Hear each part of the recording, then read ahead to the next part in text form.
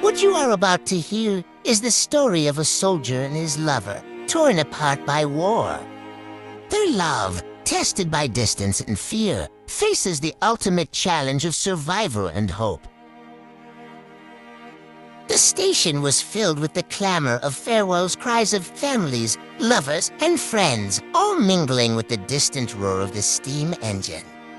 The air was thick with the smell of smoke, damp with the impending threat of rain. But for Emily and James, the rest of the world had fallen away. They stood at the edge of the platform, their hands tightly entwined, as if letting go meant losing each other forever. James, dressed in the stiff uniform of the British Army, looked down at Emily, his face a mixture of determination and sorrow. His fingers brushed her cheek gently, memorizing the contours of her face, the softness of her skin. "I'll come back to you, Emily," he whispered, though the uncertainty in his voice betrayed the lie they both refused to acknowledge. The war had already claimed so many, and he knew deep down that every goodbye could be their last. Emily nodded, though her heart was breaking. She could feel it, the looming finality of the moment. She had watched too many men board trains to the front, only to receive a dreaded telegram weeks later. She had seen the sorrow etched in the faces of women left behind. And yet, standing here with James, she couldn't let herself believe that he might not return. "I'll wait for you," she said, her voice cracking. "No matter how long it takes, I'll wait." The train's whistle pierced the air, a shrill reminder that time was slipping through their fingers. James pulled her into a tight embrace, his heart pounding against her chest. The weight of their love, the urgency of the moment, hung between them like an unspoken promise. She clung to him, her fingers digging into the fabric of his uniform, as if she could hold him back, as if she could keep him here with her just a little longer. "I'll write to you," he murmured into her hair. "Every day." "And I'll write back," she replied, tears filling her eyes as she pulled away slightly, just enough to meet his gaze. "You promise you'll read them?" "Every word," he said, pressing his forehead against hers. "Every single word." The whistle blew again, louder this time, and with it came the undeniable truth that their time was up. James kissed her fiercely, his lips lingering on hers, as if to hold onto her taste, her warmth. It was a kiss that said everything they couldn't love, fear, hope, and the terrible uncertainty of the future. When they finally parted, the world came crashing back around them. The platform was a blur of movement as soldiers boarded the train, their faces grim, their eyes reflecting the same mixture of duty and dread. James gave Emily one last look, his heart aching as he tore himself away, climbing aboard the train. Emily stood frozen, watching as the train slowly began to pull away, carrying the man she loved toward the horrors of war. She raised a trembling hand, waving, though she could no longer see his face through the steam and smoke. And just like that, he was gone. The days after James's departure blurred into a monotonous haze for Emily. The train station, the last kiss, the weight of his absence, they haunted her every waking moment. Time had a cruel way of stretching in his absence, each hour feeling like an eternity. But it was the letters, those sacred pieces of paper, that kept her tethered to him, to hope. The first letter came a week after James's departure. The sight of his familiar handwriting made her heart race, her fingers trembling as she tore open the envelope. "My dearest Emily, the trenches are not what I imagined. It's cold, the mud clings to everything, and the air reeks of fear. But I see you in my mind every moment. You are the light that keeps me going, the thought that gets me through every nightmare. I hold onto the promise I made I'll come back to you. Every time I close my eyes, I remember your face, your warmth, your love. It's the only thing that keeps me sane in this madness. With all my love, James. Emily clutched the letter to her chest, tears blurring her vision. For a moment, she could almost feel him beside her, his voice whispering in her ear. But the stark reality of his absence lingered like a ghost. Her love for him only grew stronger, but so did her fear. Every letter she received was filled with descriptions of the horrors he faced, trenches collapsing in the rain, men dying beside him, the constant threat of enemy fire. She wrote back to him every night, pouring her heart into every word, her letters filled with hope, love, and longing. She tried to stay strong for him, telling him about the little things that filled her days, the changing seasons, the village gossip, anything to distract him from the brutality of the war. But her words couldn't mask the fear that gnawed at her. Every time she heard the footsteps of the postman, her heart would skip a beat, terrified that it wouldn't be a letter from James, but instead the dreaded telegram. Months passed, and as the war stretched on, so did the weight of waiting. James's letters became less frequent, and when they did come, the tone had changed. His words were still filled with love, but there was a weariness to them, a heaviness that hadn't been there before. The letters grew shorter, the gaps between them longer, and Emily's heart began to sink under the crushing weight of uncertainty. One cold autumn day, as the leaves began to fall, Emily received a letter that felt different from the rest. It was from James's closest friend and fellow soldier, Thomas.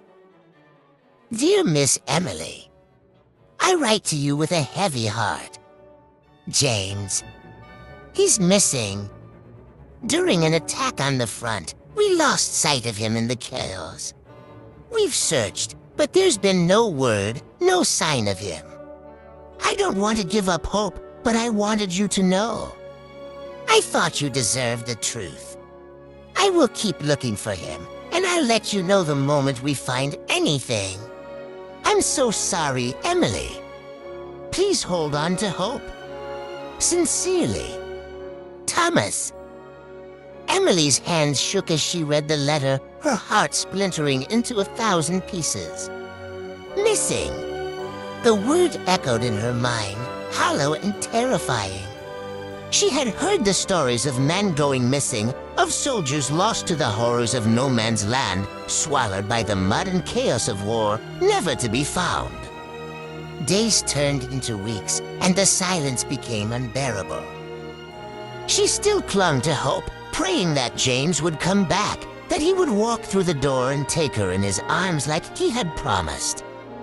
But as the weeks dragged on with no news, hope began to feel like a cruel illusion. The village grew quiet, their faces grim with the knowledge of James's fate, but no one had the heart to tell her to move on. Her family, her friends, they all tried to console her, but their words were empty, offering no real comfort. Society, ever practical in its cruelty, began to push her toward acceptance. There were whispers, suggestions that she should move on, find a life beyond waiting for a man who might never return. But Emily couldn't. She wouldn't. Every letter, every word he had written was etched into her heart, and she refused to let go of the love that had sustained them through this nightmare. One evening, months after the letter from Thomas, Emily sat by the window, staring out at the cold, barren landscape. The letters from James were laid out before her, a trail of love and fear, now stained with her tears. She had begun to lose hope, to accept that perhaps he truly was gone, that the war had taken him like it had taken so many others. But just as she was ready to surrender to despair, a knock echoed at the door. Her heart pounded in her chest as she stood, her legs trembling beneath her. It couldn't be. It was impossible. But something in her heart, something deep and instinctual, told her that this knock was different. She rushed to the door, her breath catching in her throat as she opened it. Standing there, his face gaunt and weathered from the war, was James. Emily stood frozen in the doorway, her breath caught somewhere between disbelief and overwhelming emotion. Her heart pounded in her chest, a mixture of joy and fear twisting together in a whirlwind. James stood before her, though not the same man who had left all those months ago. His face, once so full of life, was gaunt, his skin pale, and his eyes, those eyes she had dreamed of, were haunted, clouded with memories of the trenches that no one but a soldier could understand. For a moment, they simply stared at each other, both unsure if this was a dream or reality. Then, as if pulled by an invisible force, Emily surged forward, throwing her arms around him. She buried her face in his chest, her tears soaking through his tattered uniform, her sobs shaking them both. "James, you're alive," she whispered, her voice trembling. James wrapped his arms around her, pulling her close as if afraid that letting her go would mean losing her again. He held her as tightly as he could, his breath hitching in his throat. "I told you I'd come back to you," he murmured, though the words felt more like a desperate reassurance to himself than anything else. For a long time, they simply stood there, holding each other, their bodies trembling with the weight of everything they had endured, Emily's months of waiting, of fearing the worst, and James's months of survival in the mud and blood of the front lines. The air was thick with unspoken words, with the ghosts of the letters they had exchanged, with the pain and love that had sustained them both. Eventually, Emily pulled back just enough to look up at him, her fingers brushing the edge of his face, tracing the lines that hadn't been there before. "They told me you were missing. I thought you..." She couldn't bring herself to say the word. James shook his head, his voice low and rough. I was trapped behind enemy lines. They thought I was dead, and for a while, I thought I was too. But I couldn't stop thinking about you, Emily. You were all that kept me going." Tears welled in her eyes again, her heart aching with both relief and sorrow for everything he had gone through. "I never stopped waiting for you," she whispered. "I couldn't." James smiled softly, though it was tinged with sadness. "I read your letters. Over and over. They were my lifeline, Emily." They moved inside, where the warmth of the fire flickered softly in the hearth. Emily made him sit, still afraid that if she looked away, he might vanish like the dream she had feared he'd become.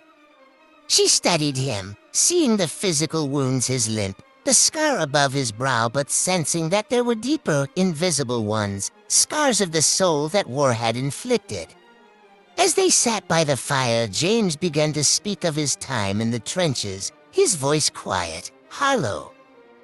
He told her about the constant sound of gunfire, the nights spent buried in mud, the comrades he had lost, and the moments when he had nearly given up hope. But through it all, it had been her letters, her love, that had pulled him back from the edge. Emily listened, her heart breaking with every word. She had known war was terrible, but hearing it from James, seeing the pain etched into his face, made it all too real. She took his hand in hers, squeezing it gently.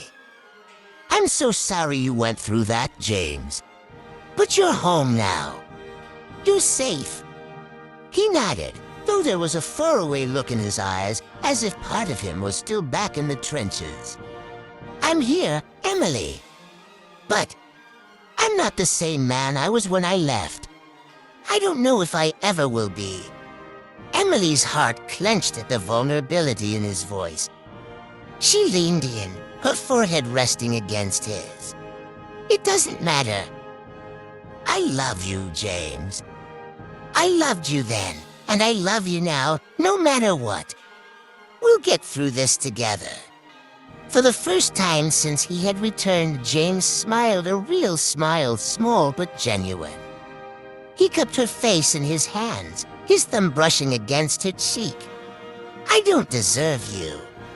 Emily shook her head, her voice fierce. "You deserve everything, James. You survived. You came back to me.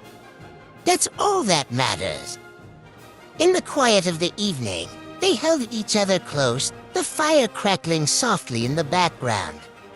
They had both changed, war had left its mark on them, but their love remained, stronger than ever. They had survived the distance, the uncertainty, the fear of loss, and now, finally, they were together. As the days turned into weeks, James slowly began to heal, though the process was slow and filled with ups and downs. The scars of war, both physical and emotional, ran deep, but Emily stood by him every step of the way, her love a steady anchor in the storm. They rebuilt their life together, one letter, one moment at a time, knowing that though the war had taken much, it had not taken their love. And in the end, that was enough.